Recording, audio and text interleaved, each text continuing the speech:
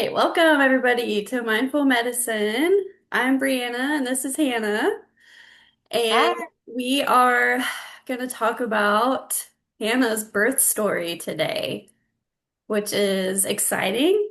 And I don't think I've heard the entire story before. I've heard bits and pieces, so I'm excited to hear the full experience and how it went for you.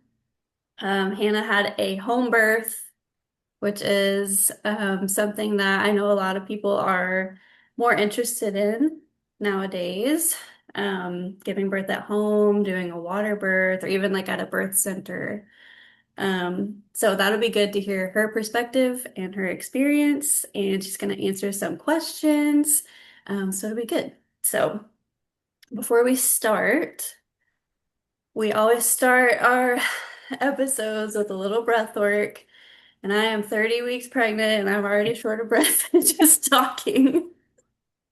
So this will be good. But if everyone feels comfortable, you can close your eyes, soften your gaze, and just kind of relax. We'll take some deep breaths to get us started. You go ahead, take a deep breath in through your nose. Hold it at the top for just a few seconds. And then exhale through your mouth. Let's do another one in through your nose. Hold it at the top and breathe out through your mouth.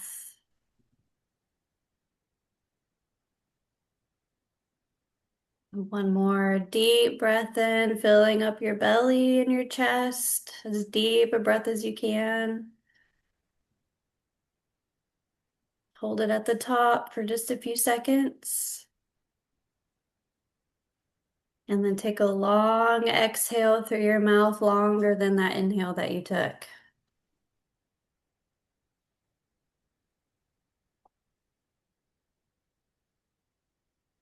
All right, you can open your eyes and we will get started. And I definitely needed those deep breaths. Yeah, I know. Feel definitely a Oh, little bit more grounded. yes, Thank more you for, grounded, yeah. more oxygen in my lungs. Apparently, that's a problem for me lately. Okay, so Hannah, I'm gonna kick it over to you, and I just want to have you just kind of tell us about your experience and summarize your birth story. Sure.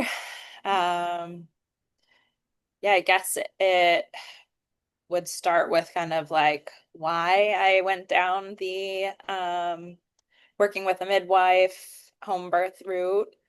And, as a fellow nurse, um, sure, you can relate to the fact that sometimes you have experiences in the hospital medical system setting that it's almost like you see a little bit too much, and you're like, okay, I don't feel like this is super aligned with what feels best for me personally. Um, I'd never worked in the OB kind of um, setting, but definitely did my clinical rotations there and saw my share of births and held hands of laboring women, and in those birth settings witnessed kind of like cascade of interventions, where maybe it would start with, one medication to help with the pain, but that might have prolonged or intensified the contractions. And so they needed something else. And then Mm. maybe that slowed the labor. And so, witnessed how oftentimes that might have led to an emergency C-section, and, just witnessed the whole, you know, all of the possibilities that can happen in that setting. I personally honestly almost have like a little bit of white coat syndrome too. Like Yeah. I feel like I tense up when I'm in the bright lights. Like it reminds me of work and it reminds me of just like traumatic experiences in the hospital, whether, working as a nurse or witnessing my patients in those settings. And so it just didn't feel like I could be fully calm and present, which is obviously something that you and I are working a lot on in mindful medicine. And so I started to research, like, what possibilities existed for me if I did have a low risk, kind of like healthy pregnancy, which I know is not an option for everybody. You and I were just talking about your experience, which maybe we can share in a little bit, but I'm super grateful this was an option for me and remained one. I found midwives that were in Massachusetts. So I live in Rhode Island, and there were not a ton of options that were near my home that I could find. So I drove into Massachusetts, only like 45 minutes away to my appointments there, and then did kind of like a blended package with them where I would do in-person visits throughout my pregnancy and then home visits towards the end, which was also something I really valued, not having Yeah. to travel and go back and forth to the office so much.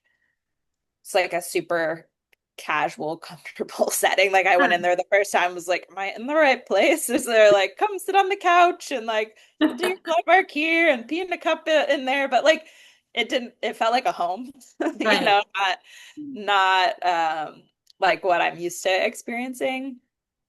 Um, and that honestly followed me starting off my pregnancy losing two or three OBs. Like the first one didn't take my insurance anymore, the one that I've had, my whole time living here. So when I found out I was pregnant, I'm like, shoot, I can't go there anymore. And then I found someone new for my first like 8-week ultrasound, went there and they were like, oh, great, you're pregnant. But we're closing our office. We can't see you. Oh my God. You gotta find someone else. And then I like was reaching out to all these people, like anxiously trying to find a provider. And then I was kind of like, is this the universe like trying to nudge me, Right. honestly, in a different direction? And that's when I started to think about like what does feel best for me. And started off thinking about birth centers. Those were far away.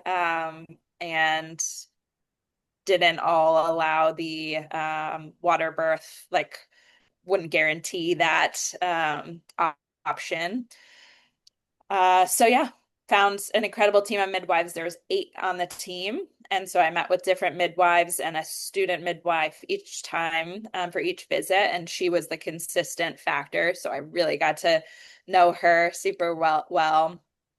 They came to my house. They're like listening, feeling for the baby while I'm on my couch. And my dog is here and my cat is here. Like my husband Ryan's like working from home, popping his head out, like, how's everything going? It was just funny. Um, and honestly, probably like how lots of women have experienced prenatal care in the past before healthcare got a little too involved in insurance. Yeah. Um, and yeah, they were like hour appointments every time. So they would ask me about life and stress, and was working inpatient in a floating as a nurse in an inpatient psychiatric setting, which was kind of like a big risk slash stressor during that time. I was trying to like get as many hours in as I could before my leave. And so they were constantly, like checking in with me about that. And like, if you don't feel safe here, we're happy to write a letter so that you're able to be in the med room or, this or that. So they were just like super caring, involved, thoughtful, which isn't an experience I've gotten in the past with other providers because the system doesn't allow for it. Like they're rushed and they need to see X amount of patients a day. Yeah. Trying to think about where to go next in this story. You have a question for me? Um, yeah, so you were kind of leaning towards that way anyway because of your kind of aversion from like the healthcare Yeah. system, kind of almost like PTSD from working in the healthcare system. Um, and then the providers. So it was, yeah, like you said, like almost kind of like the universe like leading you to like this decision Mm, of maybe the home birth is best for you. yeah. Um, so when you were prepping for having a home birth, what is different about that versus like someone who's going to like an OB, like in a doctor's office setting? Like you kind of explained like they would come to your house, but like are they doing ultrasounds? Are they doing like what are they, doing testing that like your normal OB does? Like what is that? What's the difference between those two look like? Yeah, that's a good question. Um, so they would offer blood work that they could send out. So they would do that at my appointments or at my house, but would basically like coordinate for me to go to another office for an ultrasound. I only did an 8 week and what is it, 22 week? I'm like already forgetting the anatomy ultrasound, Yeah, 20 20 weeks. something, Yeah. 20. Uh, so I did those and then I had options to, do additional testing if I desired. But yeah, my whole kind of goal was to be as low intervention and like um, not under medicalized, but like avoiding medicalization of the whole pregnancy and kind of treating it as just a natural thing that happens in the female body. And so really trusting my intuition with that. I mean, of course, the whole time they were um, keeping an eye on the baby and listening to the heartbeat and were able to tell me, if I was at high risk for anything. I did do uh, oh my gosh, brain is fried right now. The, like the alternative to the glucola, Oh, like the diabetic glucose testing, tolerance. the Uh-huh. glucose test So what's the alternative to that? tolerance test. The crunchy alternative is like a high sugar smoothie. Basically, they would give you a recipe for it that you chug, or a really high sugar like pancake, like carb pancake mix that is basically equivalent to the hospital nasty glucola drink that you have. So they had all of their like crunchy alternatives that you could pick from. Um, and yeah, I we've talked about this before, but one thing that I struggled with was I just kind of avoided telling people that was my choice. If they asked, I would let them know, but every single time that someone found out that that was my plan, I feel like there was some negative or just like shock factor response because of where we are at, like societally and culturally is I mean, even, my mom was very worried about it and constantly questioning if that was the right decision for me since I was a breech baby and she had to have an emergency C-section with me. So, she had her own worries and trauma birth story. And so, you know, a lot of people would kind of dump their traumatic or negative or stressful birth stories on me and say like, oh, I would have never been able to, or I would have died had I made that choice. And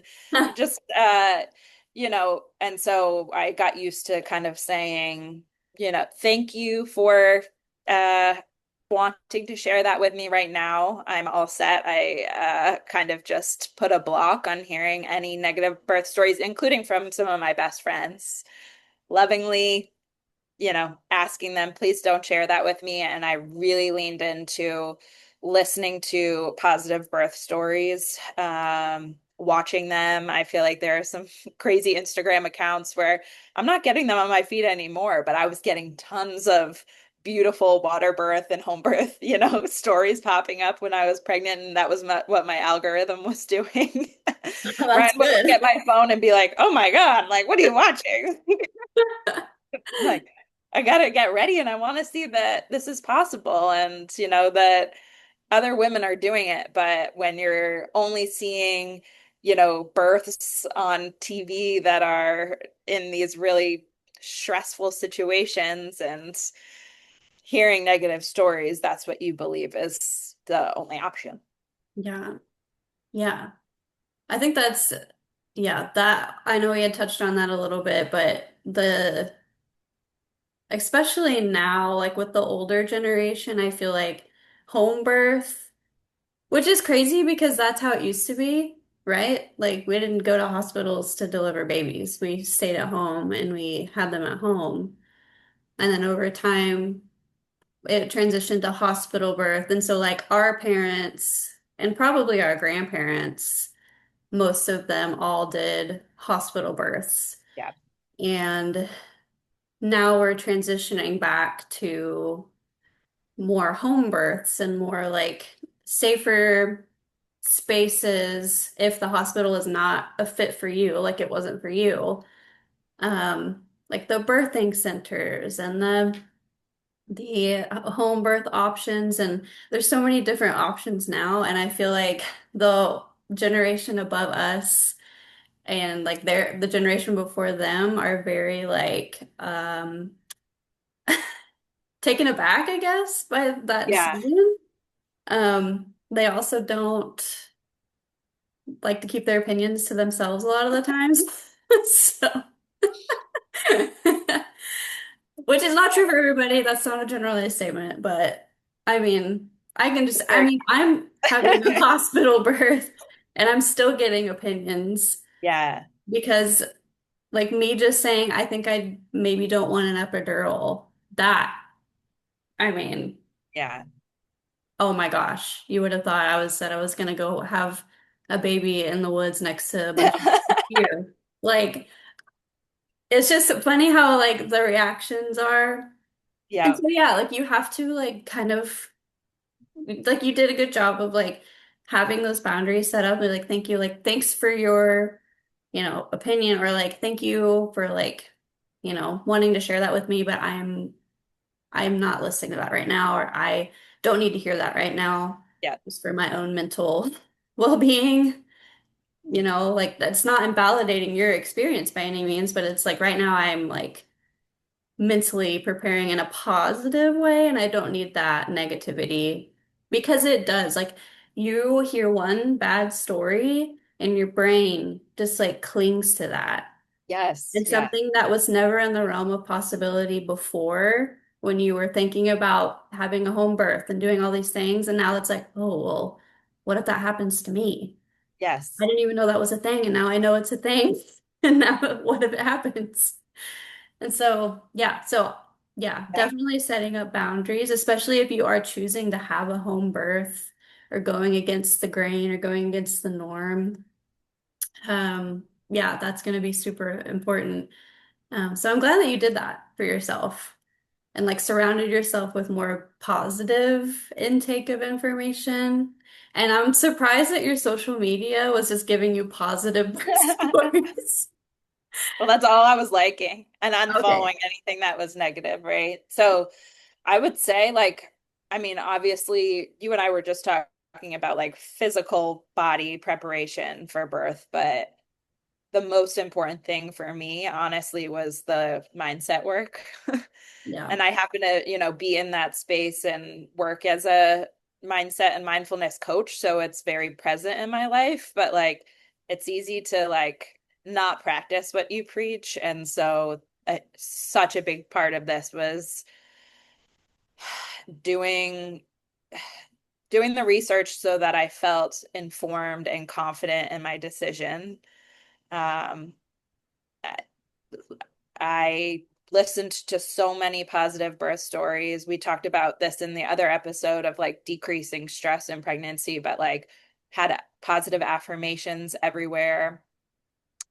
Ryan, my husband, also was anxious at the start, of course, because he has, never seen this before. And he also has all of these external kind of like stories coming his way. And I I so valued that he like just hopped in my corner and was like, if this is what you want and what you think is going to be best for our baby and for our family, like I have got you and I'm 100% behind you on this.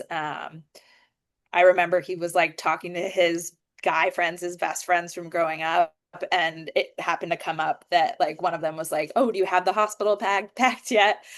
And he was like, "Actually, no." And like had just told them, our plan. And his friends were trauma dumping on him. And No. we had like talked about this, and he was like, "I'm good. Like Hannah has got this. She's been doing the work and she, has the medical background. She knows she's making an informed decision and we've got a badass team behind us." And like he came back and told me that and I was like, Yeah.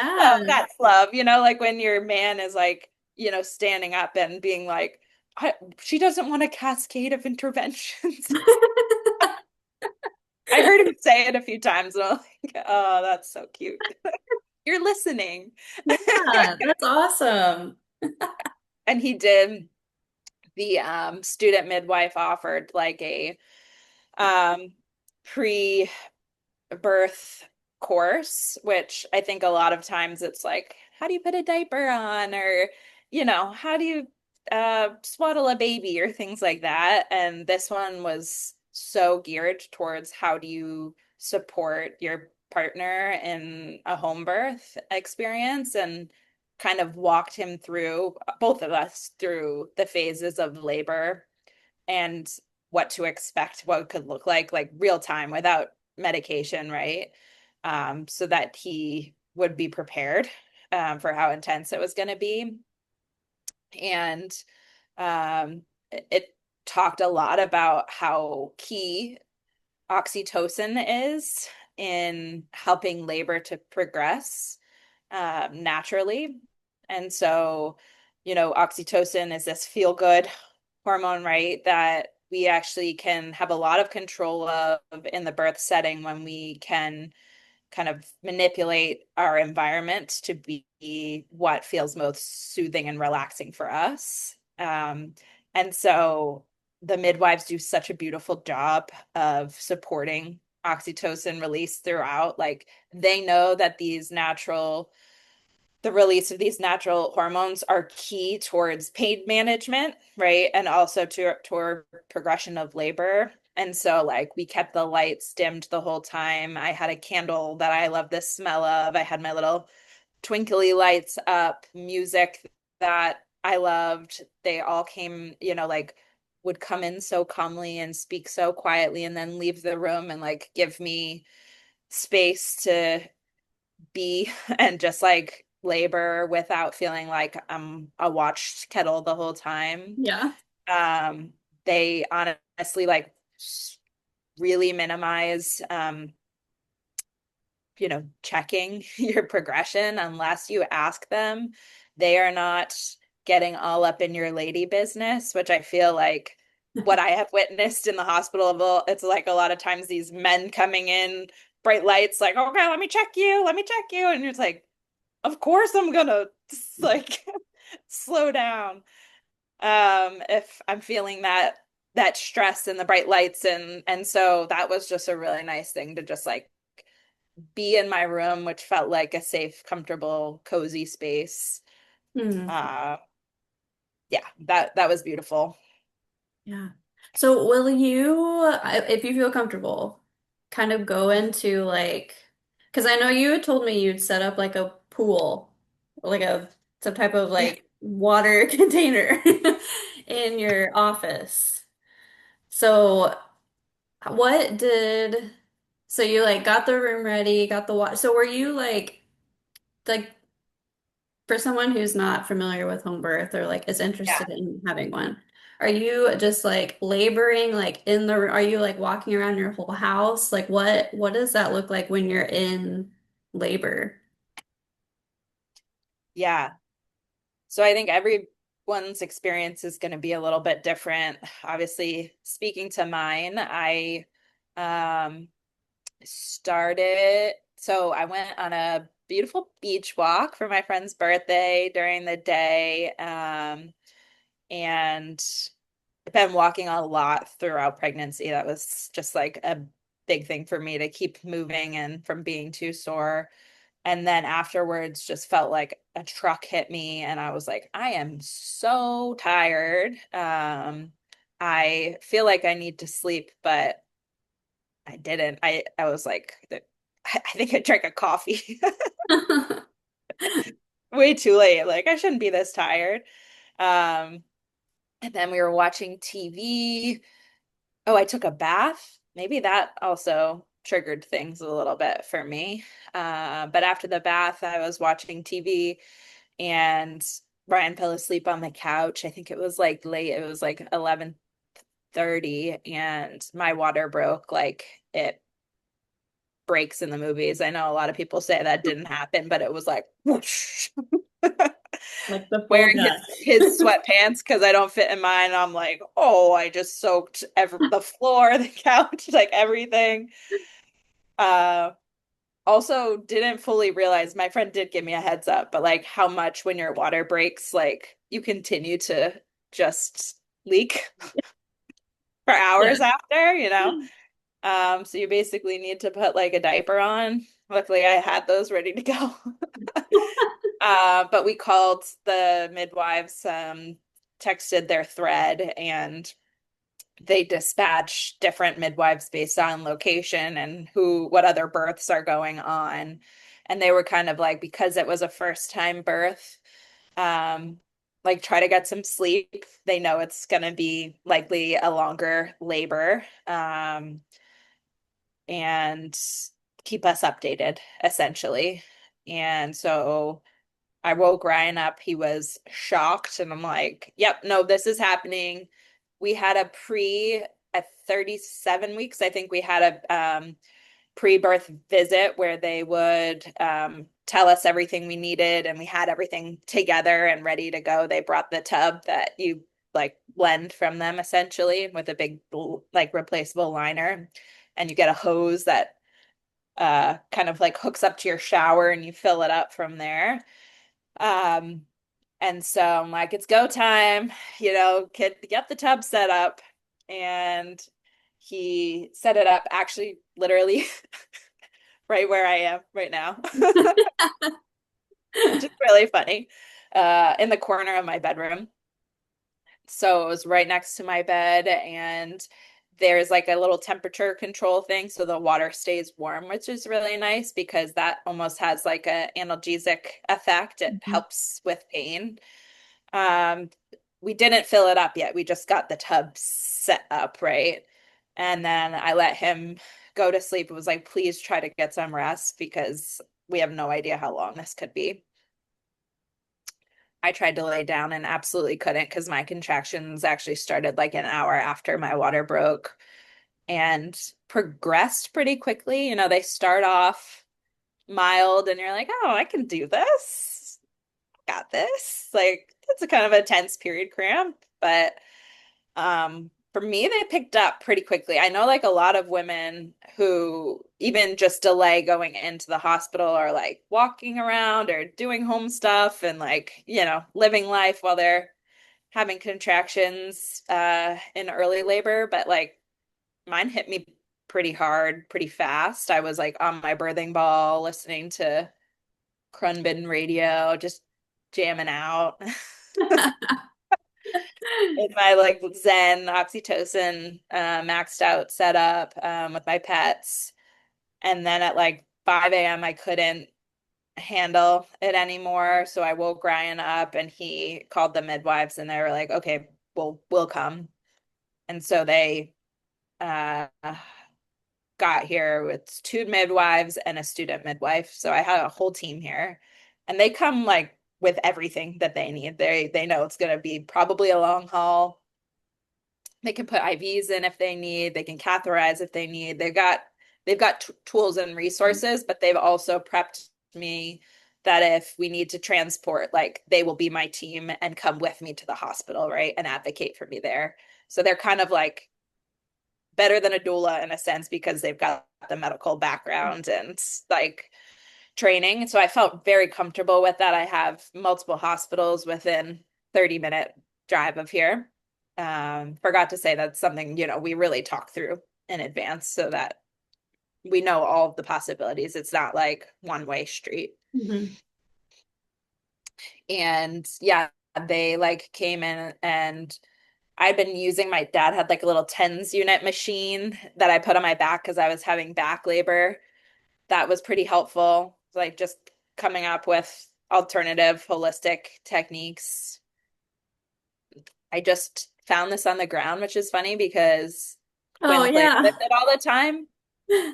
He still plays with it, but I call it my trauma comb because I was like, squeeze. This was like my number one pain tool is I would squeeze this every time I was having a contraction to help, like, Yeah. defer the pain to my hand and not let me focus just on that one location. Did lots of breath work and really like was working on relaxing my jaw because I read in the birth stories and recommendations that the tighter your jaw is, the more that you're tensing up basically down there. And so like it's big the practice that we do with breathing and in mindful medicine and relaxing and being aware of our body and releasing tension allows the labor to progress.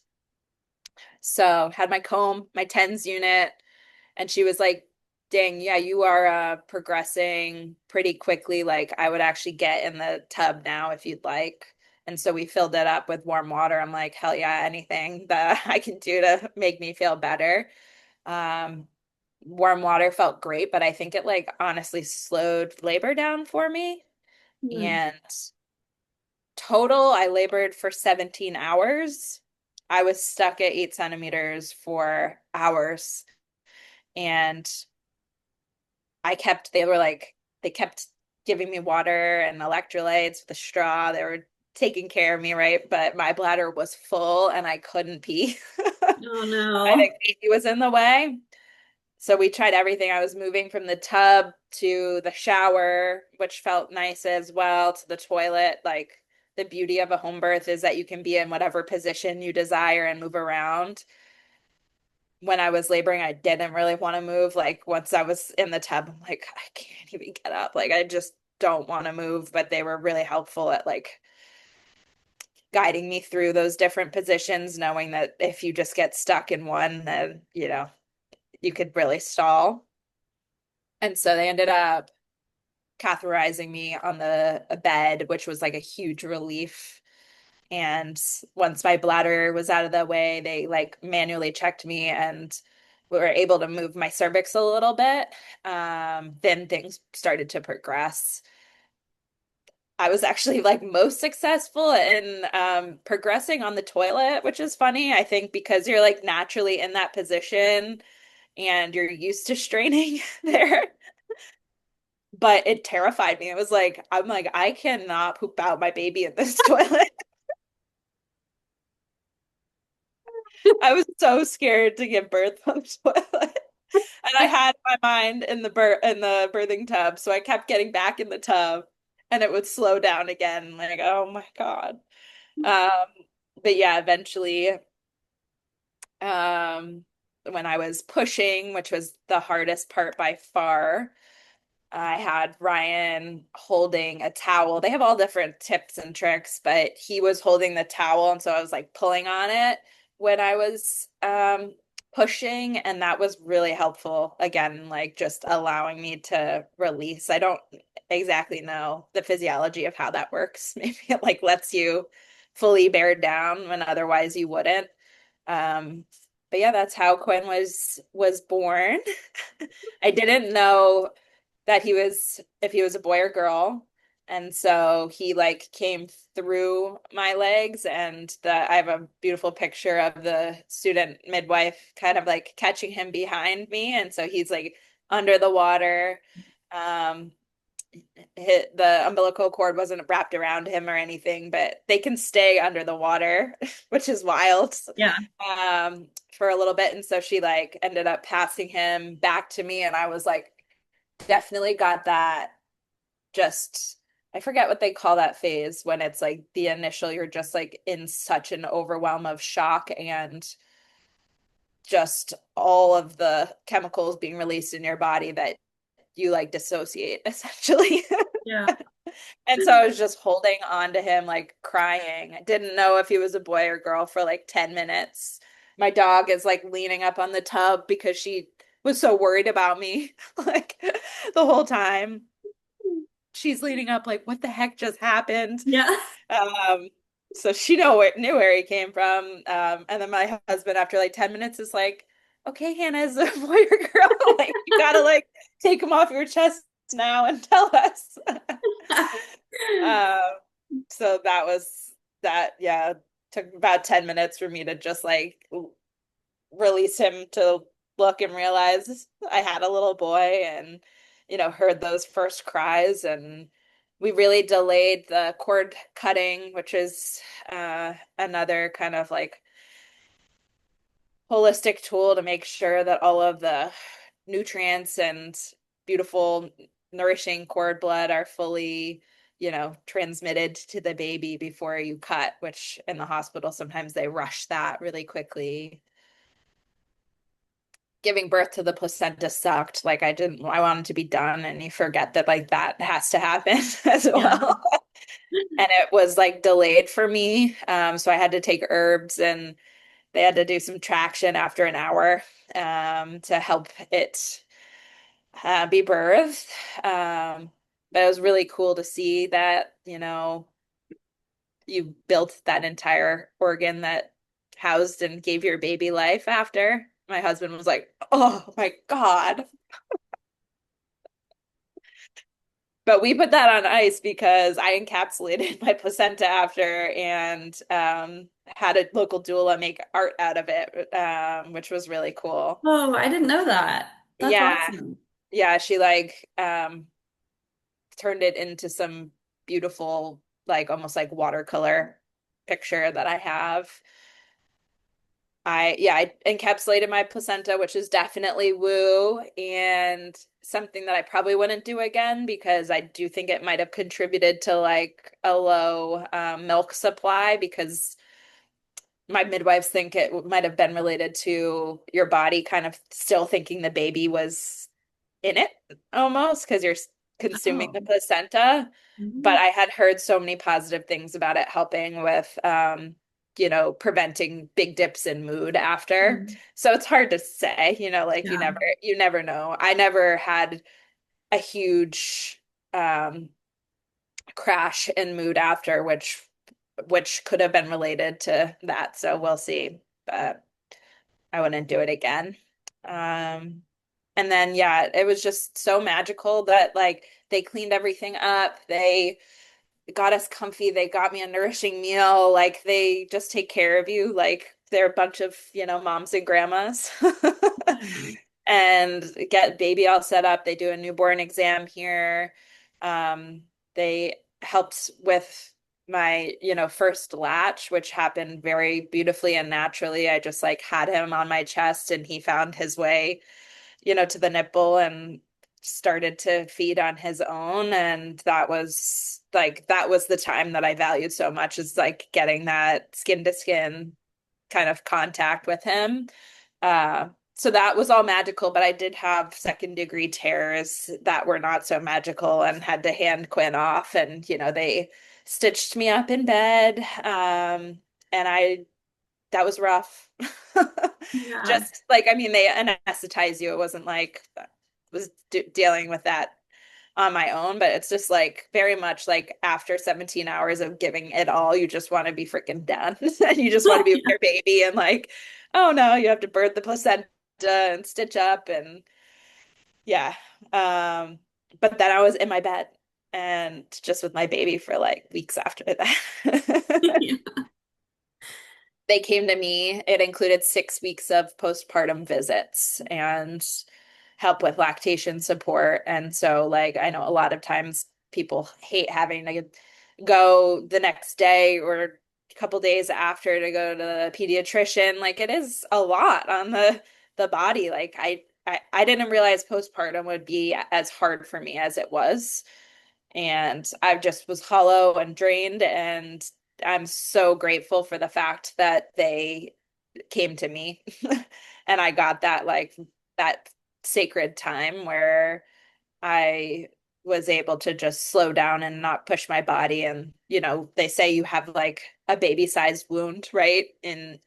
Internally. And so in our society, it's so common for women to like be glamorized, like pushing it, like already on out for like a walk, like 3 days postpartum or this or that. And I was kind of following much more of the like Asian recommendations of like really no movement, staying in bed for the first week, staying in your room in close quarters for the second week, and as much as I could for the first 3 weeks, just at home, not moving a lot. Ryan knew this was coming, and that was my plan, and so he was my little butler boy.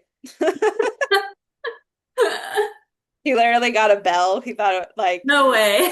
yeah, that's a joke, but I'm like ringing, and he's like, I regret this. But yeah, my sister had like stocked up a whole freezer. It was the best gift ever for postpartum of like prepped breakfast burritos and this and that. And so I felt like that was also a big part of what I valued with the midwives and the home birth was this postpartum like experience that I got to have and not having to deal with. Um, all of the back and forth that can come along with being in the hospital and being home and then having people visiting. And we really just protected that space. Yeah. Uh, yeah. Wow. My gosh. What a wild ride. But it was worth it. So would you, okay, so we're kind of coming to the end of our Oh, time. yeah. Um, so you kind of touched on like some of the challenges and some of like the things that were, a little bit harder for you and things that you maybe wouldn't do again. Yeah. Um, what was like the biggest challenge that you feel like was a part of that home birth experience that maybe you would do differently or just that's just how it is and just as part of it. But what do you feel like for you specifically was the biggest challenge?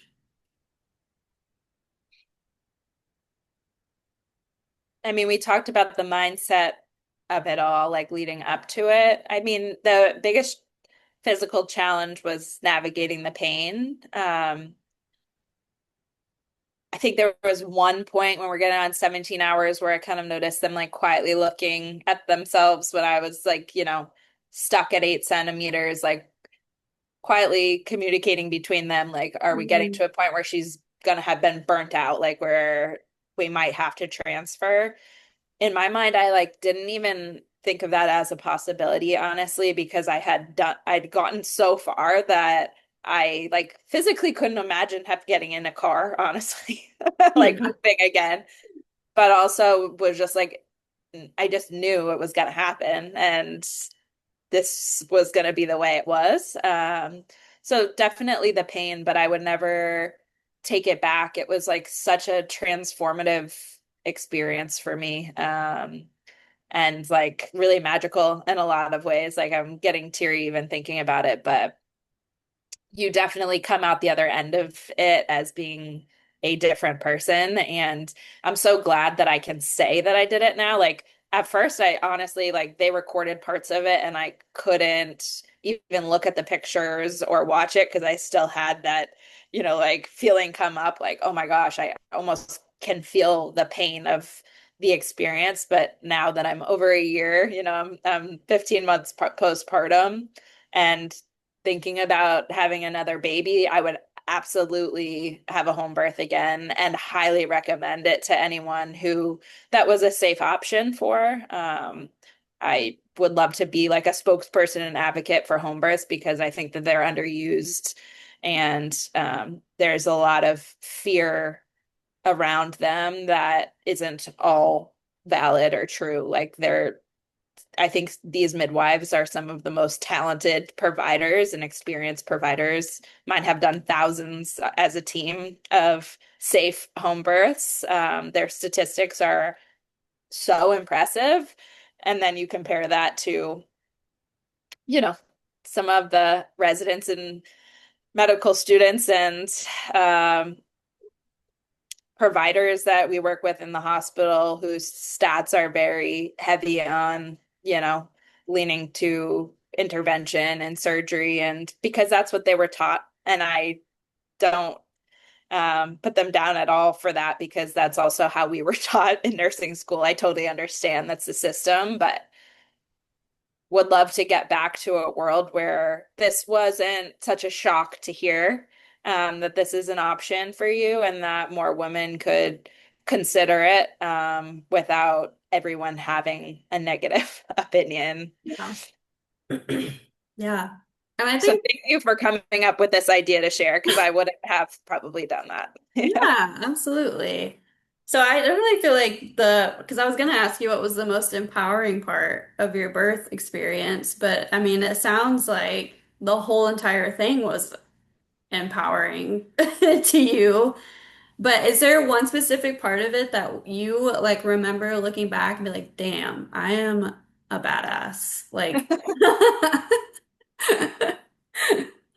Yeah, I mean, I think that pushing a baby, like the actual pushing is like your most primal, like lioness, like goddess energy. And yeah, I've rewatched it because I do have a video of it, and I thought I was like way more vocal and intense and like screaming my head off. That's how I like thought I was.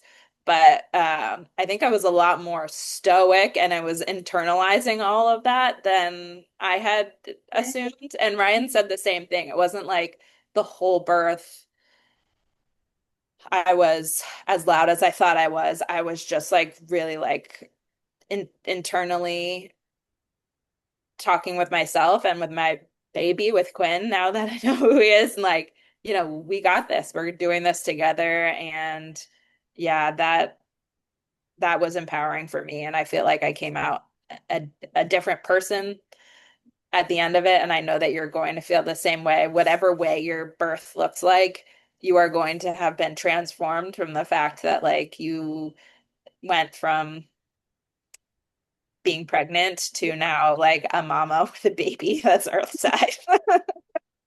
from the inside to the outside. Yeah. Yeah.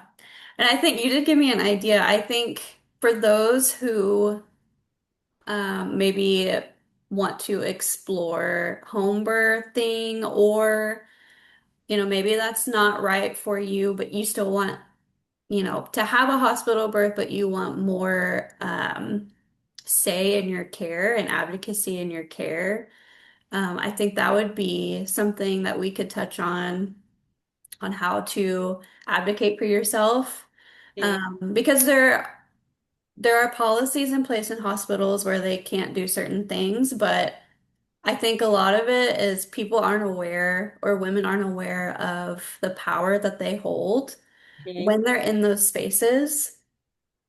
So just because you have a doctor and just because you have nurses around you doesn't mean that you have no power or say over what happens to your body. Um, and so advocating for what you want and saying, so like the birth plans, which people laugh at, like I've already been laughed at because I said I'm making a birth plan. And they're like, Yeah. well, they don't listen to those. Yeah, yeah. Okay. But I think, like you said, like changing the stigma around women having control over their bodies, whether that's in the hospital, whether that's having a birth at home, not with a physician or a hospital team. Um, yeah, changing the stigma around that because we do have the power to say what we want done. This is not an illness. This is not something wrong with us that we're giving control to someone who knows more than us because who knows our bodies more than us. Yes. Yes. So I think maybe eventually we can make an episode about advocating for what you want as a woman in your birth, whatever setting that's in. It's not impossible to do it, in either setting. And of course, there are health reasons Yeah. for things that have to be done, to, save the baby, save yourself. Like there are some things that will come up that are out of your control, but there Hmm. are a lot of things that you have control over and can have your say in how things go, even if you are in the hospital. Hmm. Um, so we could touch on that a different time. Um, Yes. But And it's making me think real quick yeah, that resources I would like to put in the links are that uh, Ina May Gaskin is a incredibly experienced midwife who has written Births, the Guide to Childbirth and Guide to Breastfeeding, and she has written books that highlight all of the hundreds of, I mean, I think probably had more than hundreds of birth stories that she experienced and led. And so that is an incredible resource. And so is The Mama Natural Week by Week Guide to Pregnancy Childbirth by Genevieve Howland.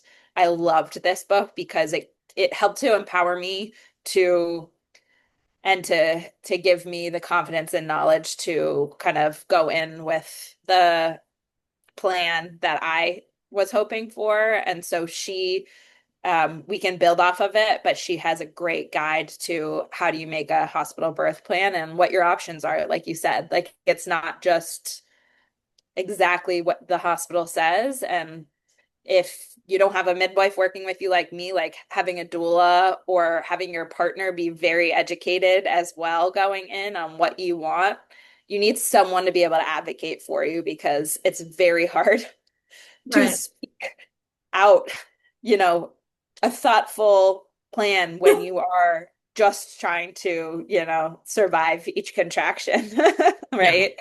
Like Yeah. you need someone else who understands what you desire so they can speak up for you. Yeah. Absolutely. But those options are out there and Yes. they exist and it's not impossible.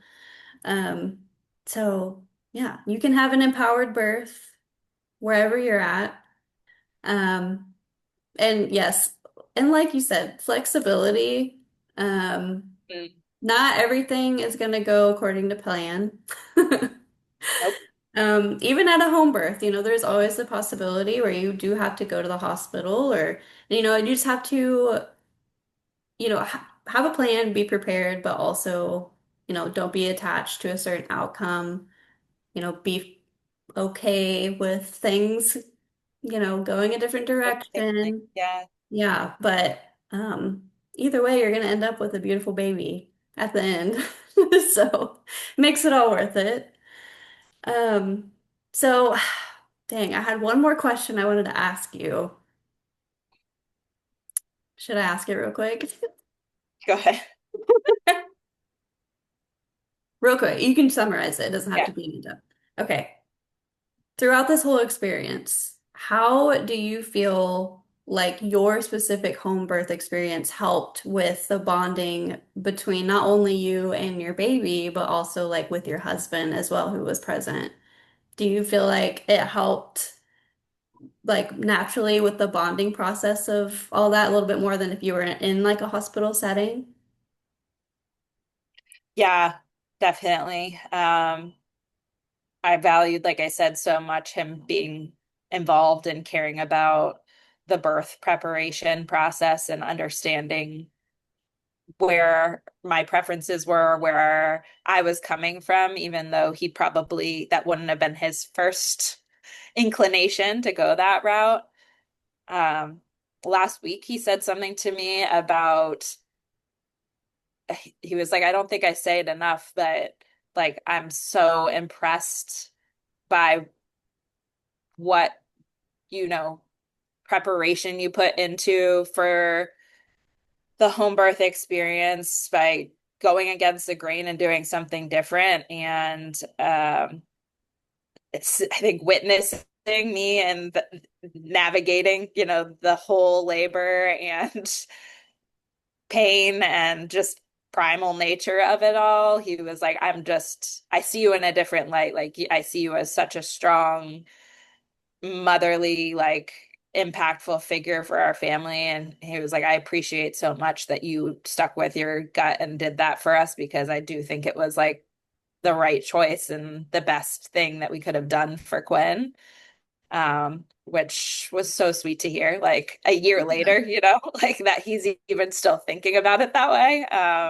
So I do think it brought us closer together. And I think that can look it could look like that for, it's probably going to be the case for whatever situation, home birth, hospital birth, like whatever you go through. It's hard for this experience not to bring you closer together, because you have the most epic thing that comes out of it, and your love is just like exponentially like grown. So I'm so excited for that to happen with you. Yeah. I know, I'm like, oh my gosh. It's like getting me excited to like go have birth, go have a baby. Go have a baby. Yeah. No way it's not going to bring you guys closer together. It just bonds you in a whole nother level. Yeah.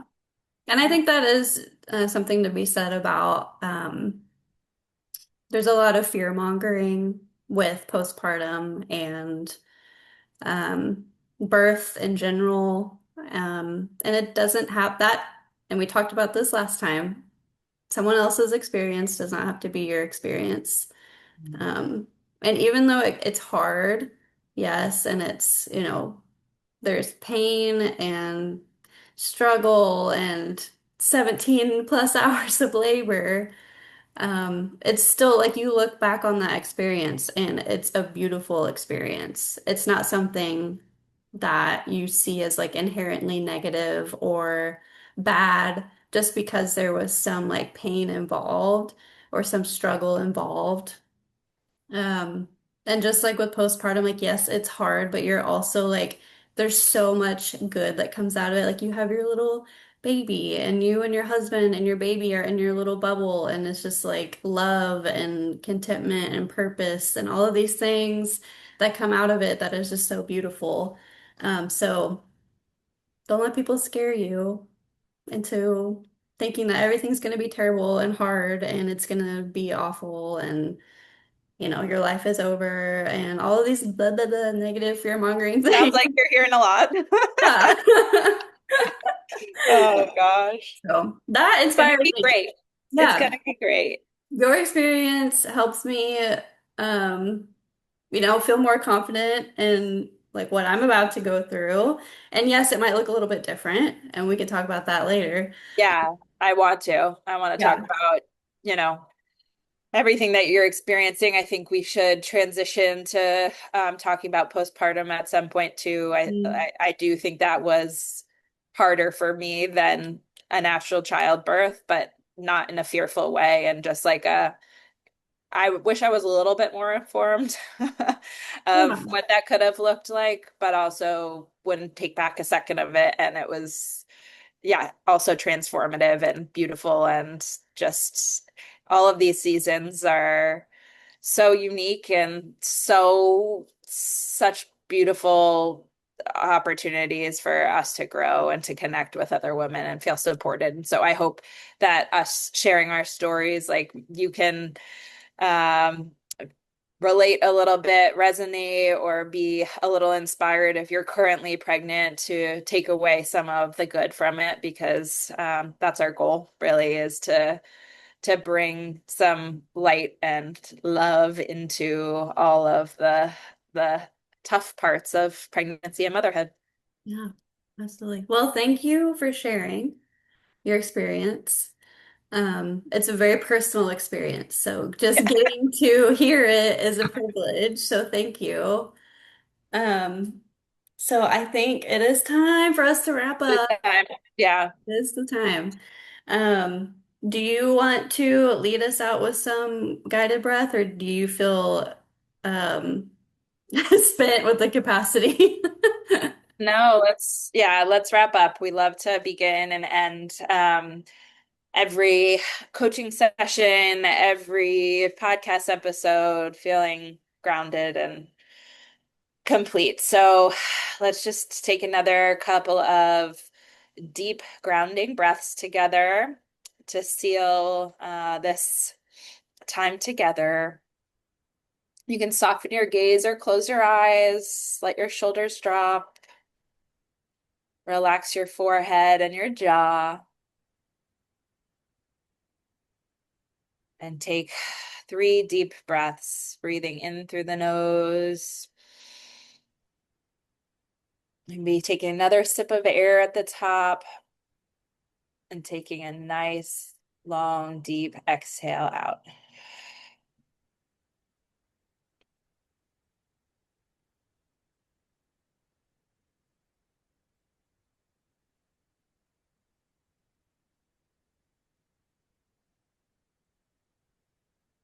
One more.